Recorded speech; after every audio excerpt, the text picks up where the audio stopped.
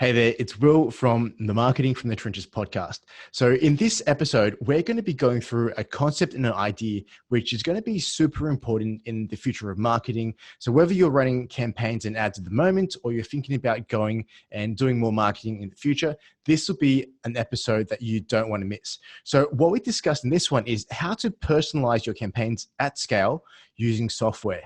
So if you haven't done so already, personalization or personalizing your campaigns are going to get you way better results, whether it's with cold emails or ads, whatever it is. The more you can personalize, the better the results and conversion are going to be. So in this episode, I've got my good friend, Nik, who's the founder and CEO of LeadHooks on the podcast. Nik is an amazing entrepreneur, has a background in building huge businesses. One time he had 150 employees in one of his other businesses, and now he just helps marketers get way better results from the marketing for themselves and for their clients. So I'm a customer of LeadHooks. I've put some of my clients and their campaigns into LeadHooks, and the results have been pretty cool so far. But Nik kind of goes through and shows you even more of the numbers, strategies, and principles behind what he actually does. So I'm sure you get a lot from this episode. Enjoy it, and I will see you on the other side.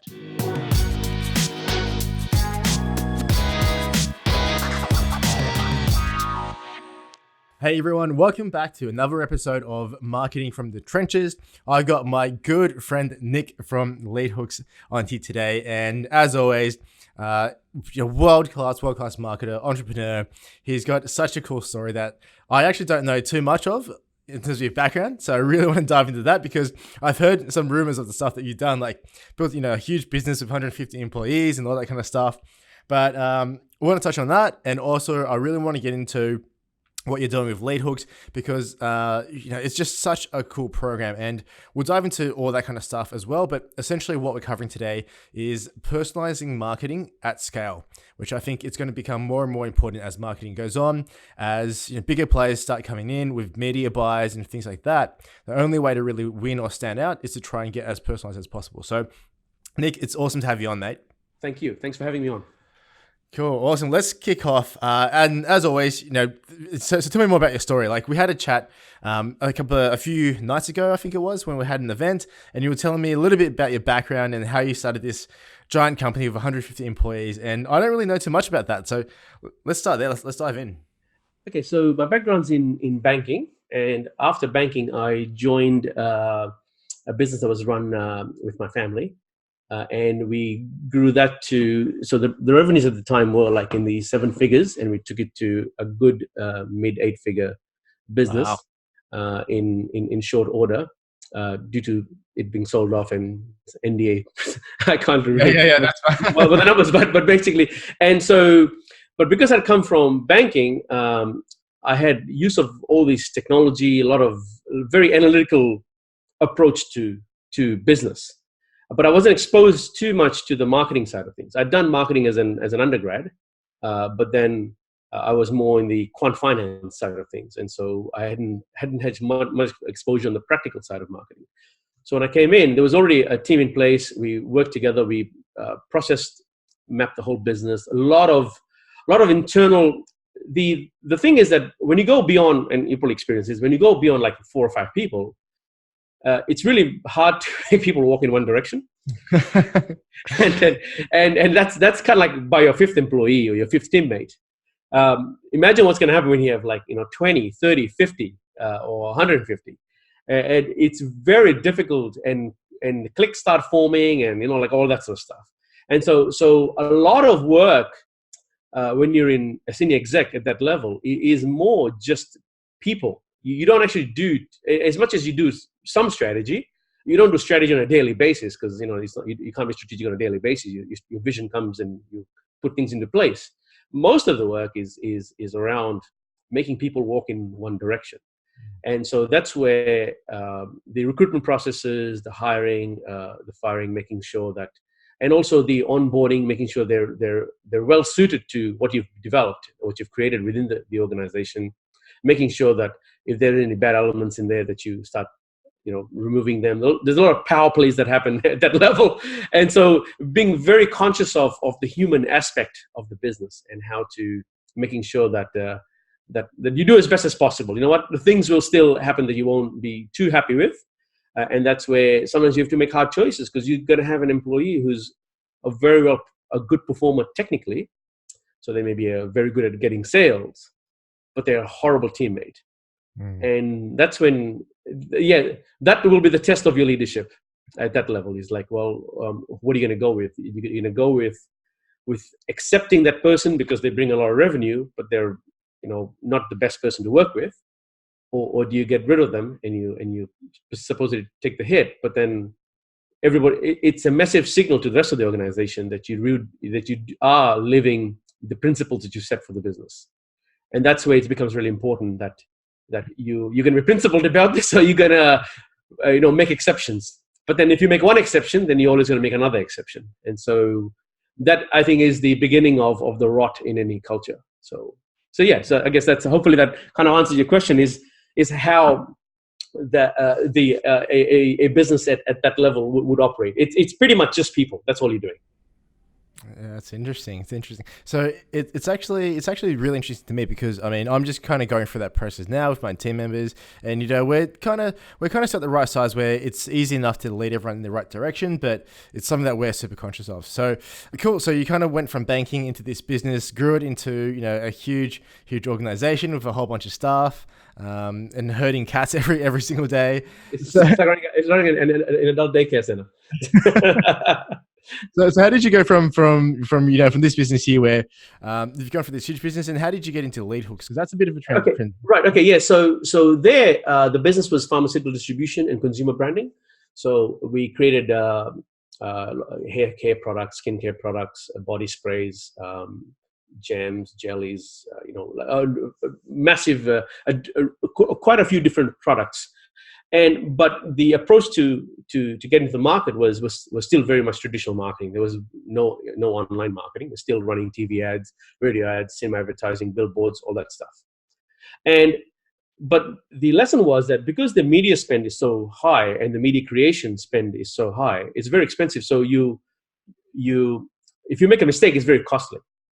So you end up doing a lot of research into what the consumer is looking for. You do a lot of product testing. You do a lot of the kind of like people in the online world think they do testing. you don't know what testing is unless you know that the cost of a screw up is in the hundreds of thousands of dollars. That's when you really know what testing is. And so you're quite cautious as to what to release, and you do a lot of testing of messaging. Like, what do you think of this message? What do you think of that message? And you still got it wrong. But by the end of kind of the 4 or 5 year period, we had like about 15 straight wins, which is unheard of. And a lot of the principles that were being used in the marketing came from the direct response world. So by then I had one leg in the online marketing world, and so I ran into Gary Halbert and Gary Bensavenga and Dan Kennedy and like all this sort of online stuff, and David Ogilvy and the OGs and Claude Hopkins and like all that stuff, and so when you and John Caples and when you start learning all that stuff, you realize that really they've kind of worked it out. But what if you took those principles and started applying in a 30-second commercial? It even works even better, because you really are talking about the dominant emotion you should be doing anyway, whether you're doing branding or anything else. But it just really allows you to create a message very clearly. And that's where the transition from banking came into the marketing side of things. And then you'd see the figures. Now, the interesting thing about branding is that I can launch a product today. In my first year, I might not make much, actually, because I'm trying to penetrate the market. It's almost like a startup. You're still investing in resonating with the marketplace. Yeah. But then second year is when you start making money. And by third year, you start harvesting the brand that you created in your first year, in your third year, and you use that money to go start another one. So in a lot of respects, a lot of these branding companies, like a Procter & Gamble or whatever, they're like private equity or some sort of investment fund, where each rather than buying stocks, they create a brand or a product line as their startup, and that's when that's probably the best analogy to use. So because I'd come from the banking world, you see each product line as an investment in your portfolio. And so I took that approach to running the business with those many products, and we still do it to this day. So even in my case now, that's that's how I do it. So then from there, when I transitioned into the online world, I started running ads, and in the online world, it became even easier because you're like, for $5 you can get some traction. So at that point, I transitioned away from doing too much of the focus groups. The goal ended up being, let's create lots of messages and seeing what resonates with who. And that's where the personalized marketing thing started coming in. And then I took out a hair care product, which I worked with a researcher at Procter. She used to work for, I think she worked for Procter & Gamble, one of the large Fortune 500s. And we came up with a way in which she's like, listen, before you sell this thing, you need to know, what kind of hair they have, what kind of problems they have, what kind of benefits they're looking for. Is it long hair? Is it short hair? Is it thick hair? Is it thin hair? And when you start mapping it all out, you realize there's like about 50,000 combinations in here.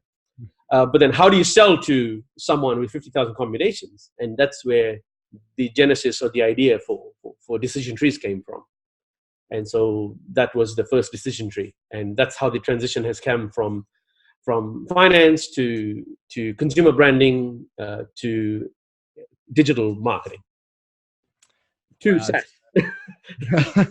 So it's a bit of a journey. Yeah. So in fact, LeadSook was a product I created only for my own personal use.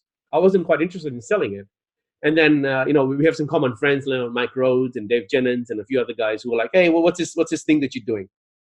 And so I shared it like, hey, we'd like to try it out. So I was like, okay, fine. So how do you give it to somebody else? And then that's when I spoke to my tech team and they're like, oh, it means you have to turn it into a SaaS. I'm like, okay, well then let's turn it into a SaaS. And so it really is it's an accidental SaaS. It wasn't like I didn't do the whole lean startup thing, product market fit and all that sort of stuff. It was none of that. It came purely from a lot of experience in launching products, a lot of experience in marketing, to then, well, this was the most obvious way of doing it. And so that's how it was created. I suppose I created I was scratching my own itch. Yeah, it's awesome. And it's funny because with all the SaaS companies I've consulted, some of the fastest growing ones are where the founders actually started, and there wasn't with an idea of, let's go monetize or commercialize this. Which with an idea of, crap, we've got an issue that we want to solve. It's a pain point of our own business or our own lives. Let's do this for us. And then everyone just kind of picked up on it. And then those ones are the most successful ones. And that's exactly how it started. What I was trying to do is find a way in which how can I acquire customers as cheaply as possible. And the best way to do that is through not going to the marketplace and with one message, is go to the marketplace with 50,000 messages.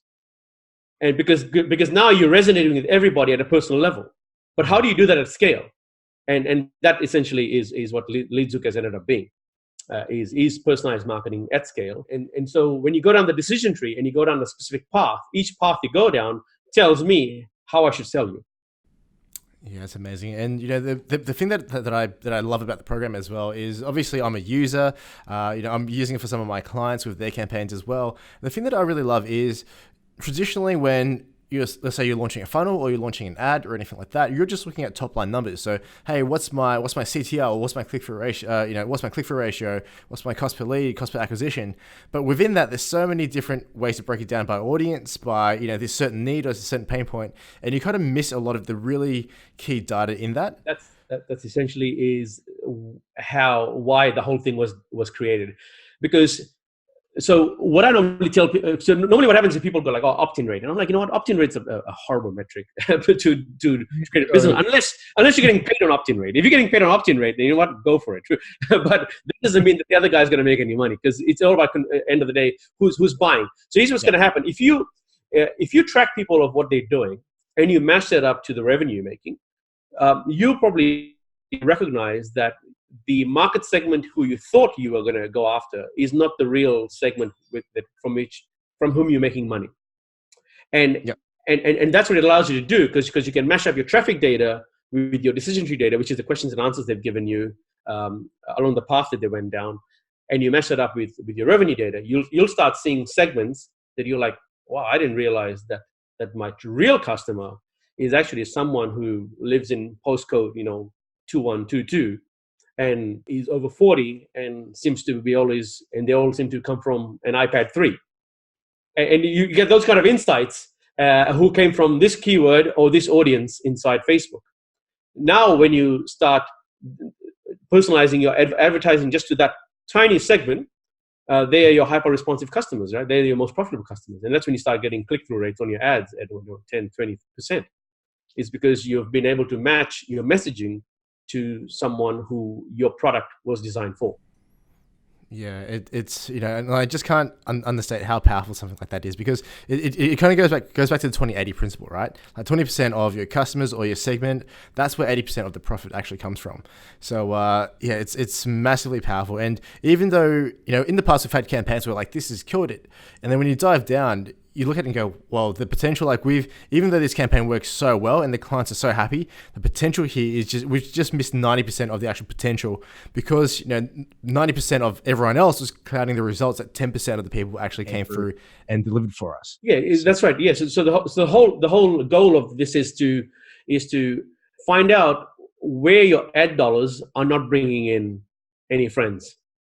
And that's essentially what this allows you to do, because you can go really granular with your tracking and analytics. But because you've got the data, you can go as granular as you want. So someone, like, let's say if someone's got a very small business, they're like, well, how am I going to use this? Well, you can go pretty macro and you'll be doing better than everybody else in the marketplace. But if you're operating in a very hyper competitive market, then you can go macro because the numbers are so much bigger. So you can kind of layer up or layer down as much as you want or as much as you're comfortable with. So, but once the data is there, you can aggregate it and work at an aggregated level if your market does not warrant this kind of hardcore data approach. But even if you do a little bit of a data approach, you'll be better than the next guy in your market, and which means you'll clean up all of the revenue. That's the whole goal of marketing, right? Is to be a little bit better than everybody else. Exactly right. Exactly right. So your CPA is lower, yeah.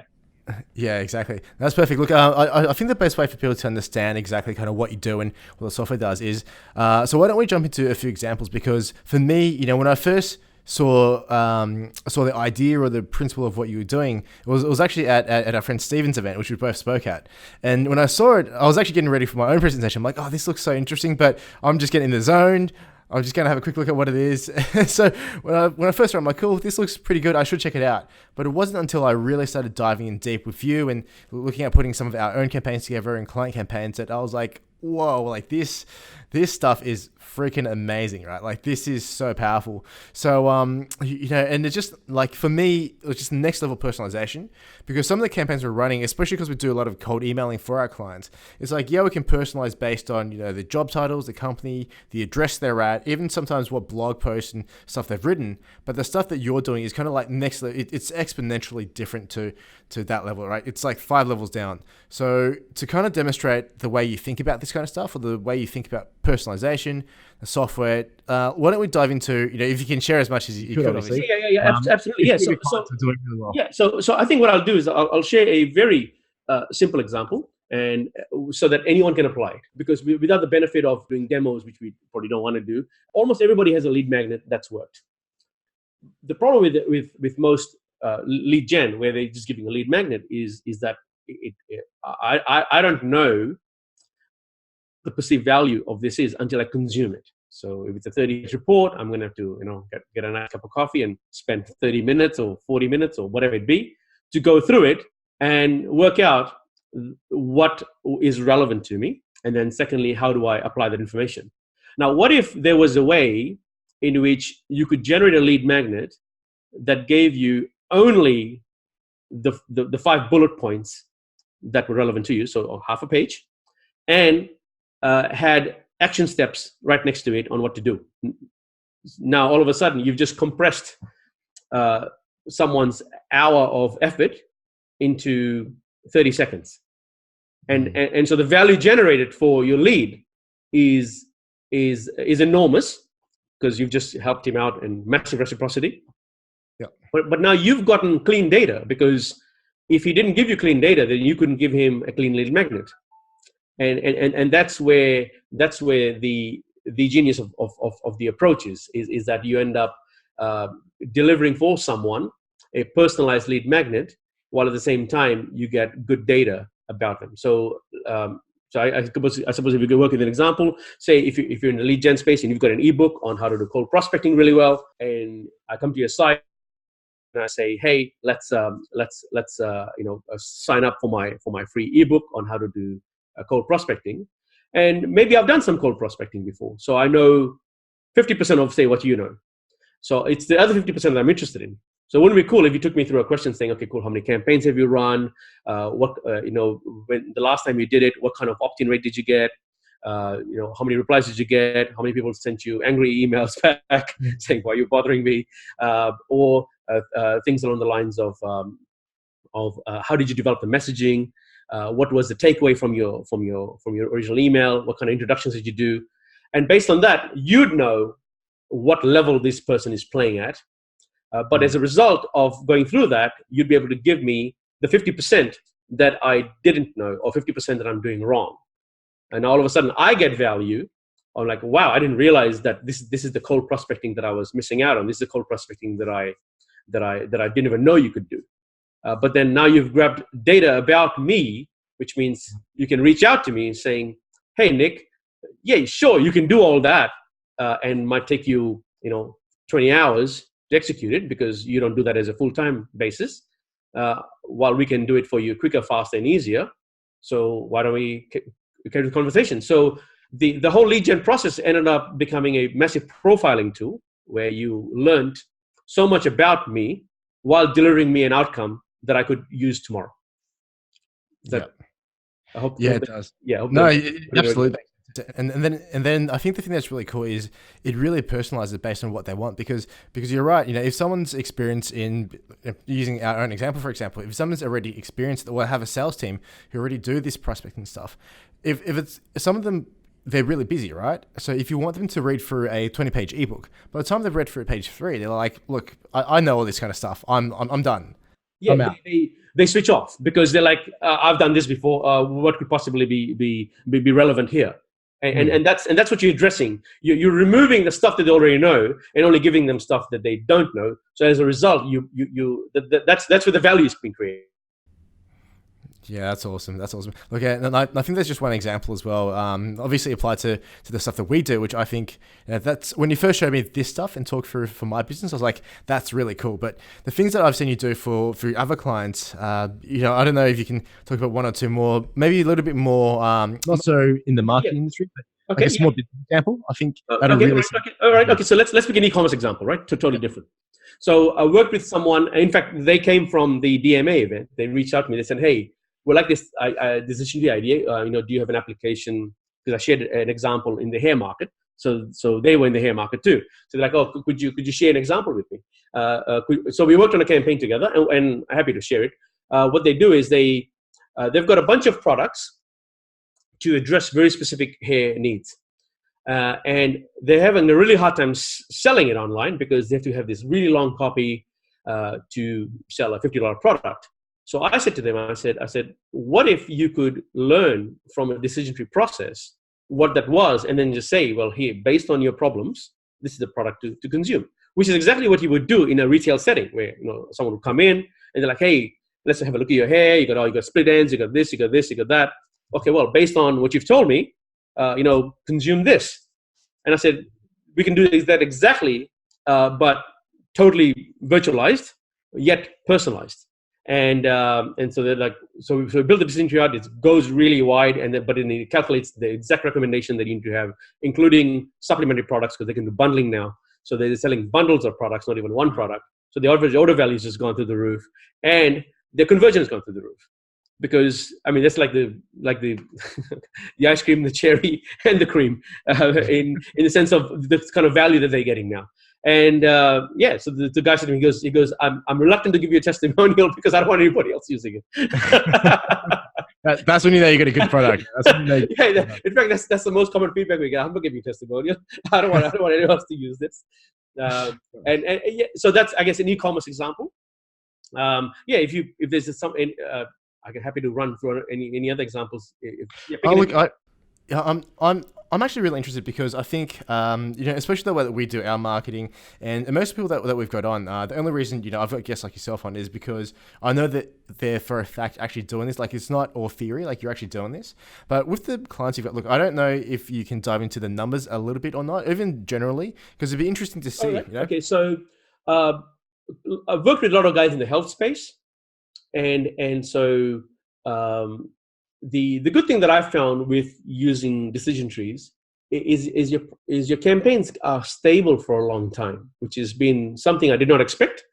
But I'm noticing that across a lot of the client work that I'm doing. So I've got a couple of guys in the US where they do about 1,000 to 1,500 leads per day. And it's the same decision tree. They haven't touched it.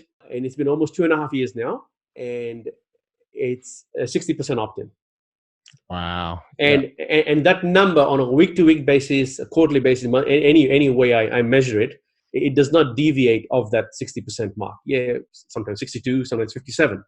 But it's not like it's 20% and then so there's no volatility. And I'm noticing the lack of that, the volatility thing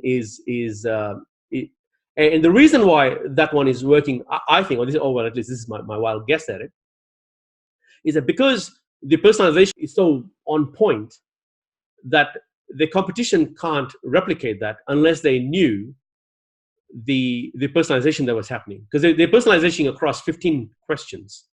And so the final lead mag that you get or the final offer that you get, really, there's from, I think once I calculated, I think they have about 40,000 different combinations of lead magnets sitting in there. It's in the system dynamically generates that. That's crazy. So if you run into that as a marketer or as one of the competitors, and you said, "Cool, let me see what these guys are up to," and you went through that specific decision tree, you'd actually pick one out of the 40,000 variations. So you'd be like, "Oh, cool, this is the kind of copy they're using."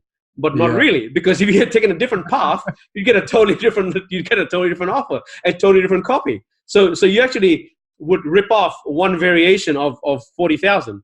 And that's exactly what happened for a book launch that we did. I did a book launch. So there was a book launch that we'd done for Michael Gerber called the Beyond the Email, which that campaign was, once again, happy to share that one because that one was a gift to Gerber, and the quid pro quo was I can talk about it. So I can. That one was, we got a 50% opt-in. We got 2,500 leads in about a week. 50% was paid for, 50% was shared, so it became viral. And what we're doing is we're drawing a chart, and we're doing a dynamic diagram of your capabilities in terms of entrepreneurship. It was the entrepreneur personality decision tree. And that book launch was a bestseller within hours.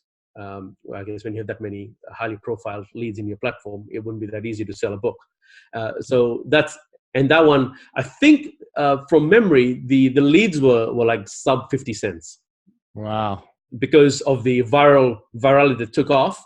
We can't take all the credit because obviously, Mike Rhodes was running the traffic, and so that was good. Dave Jennings ran the entire campaign. I supplied the decision tree, and of course there was the Gerber name, which we could leverage off as well. So I can't take all the credit, but that one was 50% opt-in.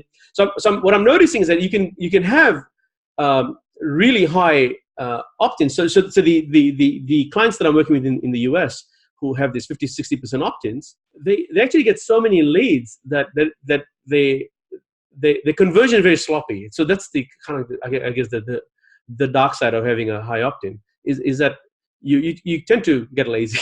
and because when you're getting so many leads and your cost per lead is so low, you kind of like, whatever, we'll just give them this sloppy offer. And there's a lot of money that's being left on the table there. I cringe when I talk to them.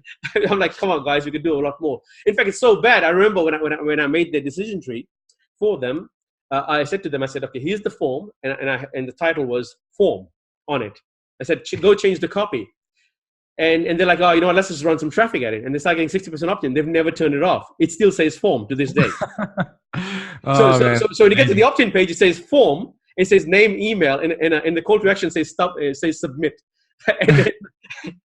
and because the point is that when you're resonating so well with the marketplace by telling them upfront what value you're going to get by going through this process with them, you can even have a terrible opt-in form, and it like violates and breaks every kind of marketing rule. The call to action is submit. I mean, there's no let's reinforce the benefit before you get the form. There's none of that. It's just like form, and it's still getting a so. And that's the powerful thing about it. These things is that when you are resonating with that and you can personalize at every question level, you tend to get that. So in that case, the numbers are a 60% opt-in. They're getting anywhere from 1,500 to 2,000 leads a week.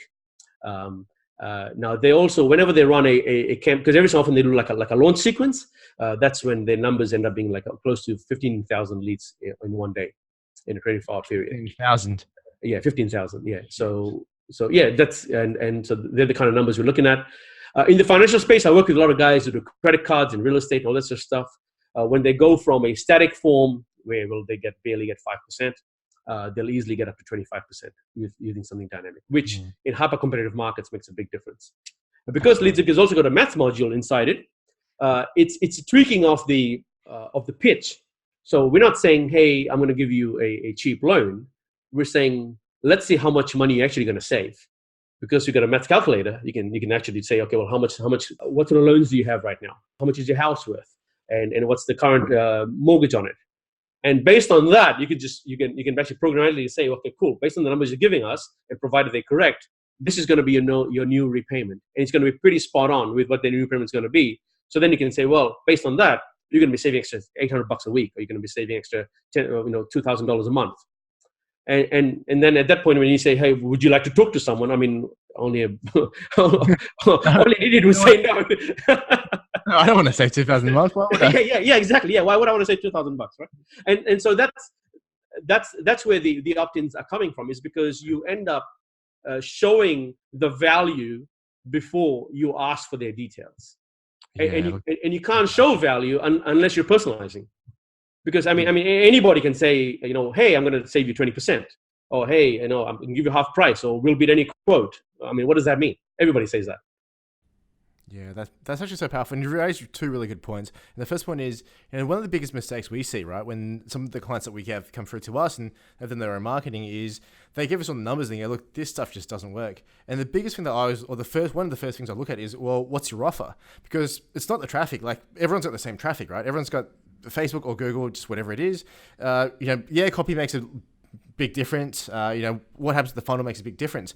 But if your offer isn't great, then you're never going to be able to, even with the best copywriters in the world, Mike Rhodes running your traffic, all the best people in the world, you're still not going to convert and make it profitable. But it just goes to show that if you can personalize it or make the offer personal or have a really good offer, you can have a crap form. You can, botch it on the traffic and you'll still...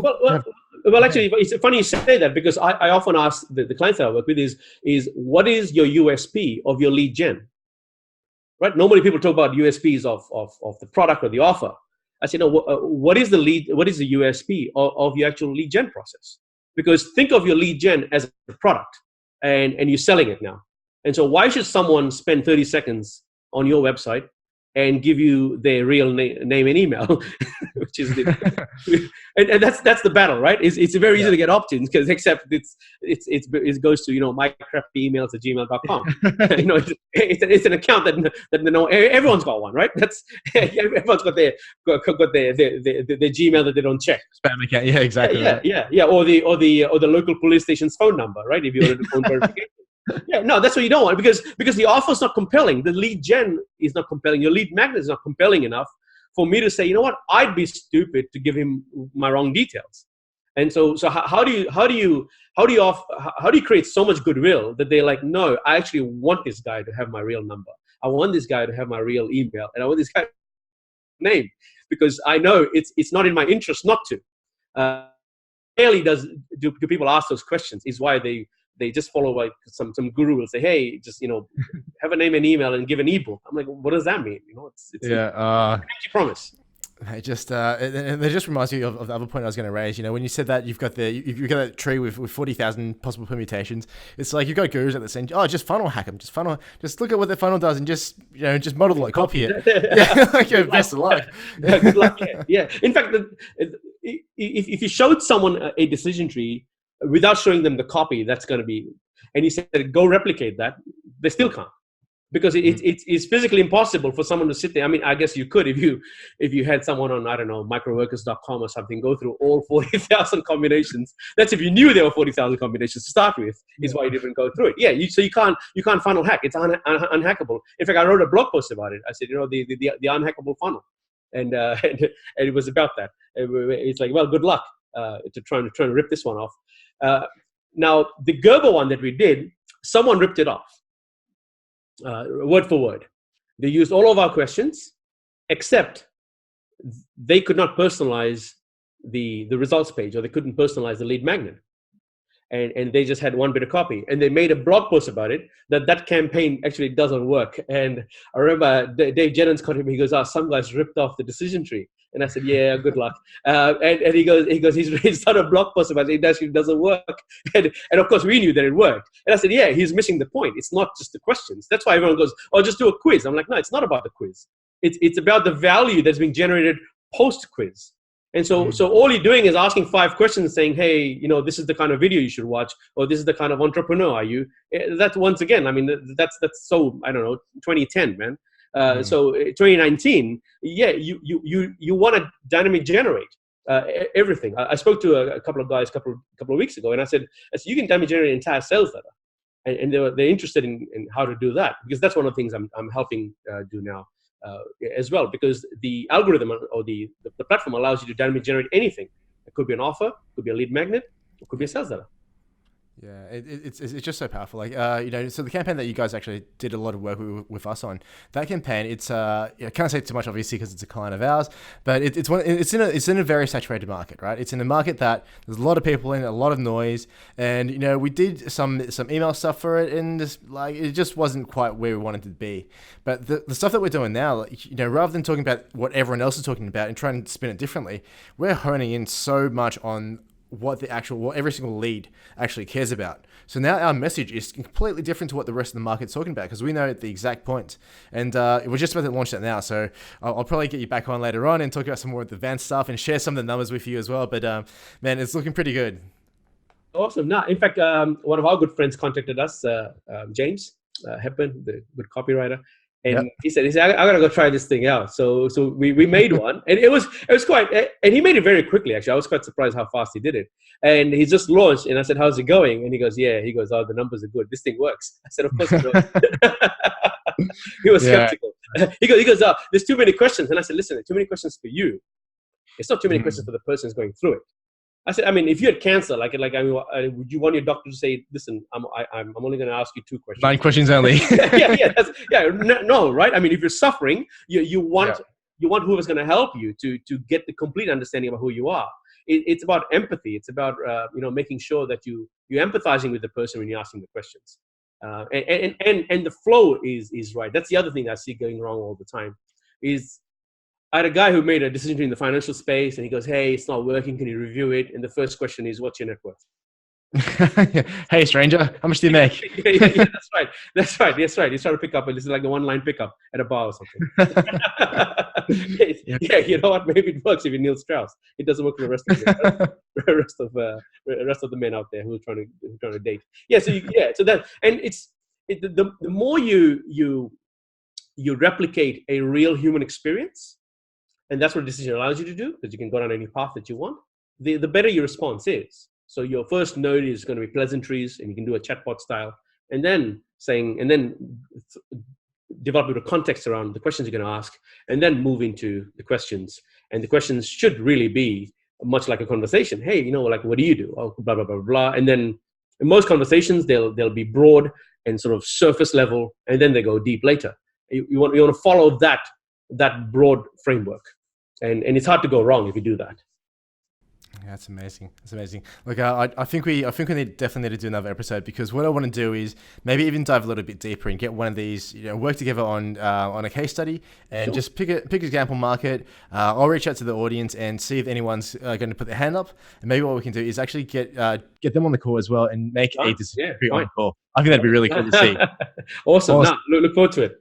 Yeah, awesome. So Nick, look, thanks so much, man. Every time I talk to you, I just learn so much more about what's possible. And it's always good to hear stories about, or not stories, but case studies about what other people in the market are doing, because I think personalization is where marketing is going. I really do. Even within all of the cold email stuff, it's not cold email is more lead generation. We also do heaps of Facebook stuff, but what we're seeing is the more personalized you can get or know about a person, the higher the response rate is, and it's just exponentially better. So, thanks again for sharing all of your. Thank you for providing the platform for me to share my message. So I really appreciate it. That's so good. So just to wrap up, if anyone wants to see, get your help with this kind of stuff, if ever anyone wants to see what the software actually is, where can they find you? Yeah, leads hook.com. That's leads, LEADS, hook.com. or just send me an email at Nik, as in Nik, at runmy.biz. So runmy.biz. Cool. Perfect. All right, Nik, thanks so much, mate. And we'll speak to you soon. All right. That's it. Bye.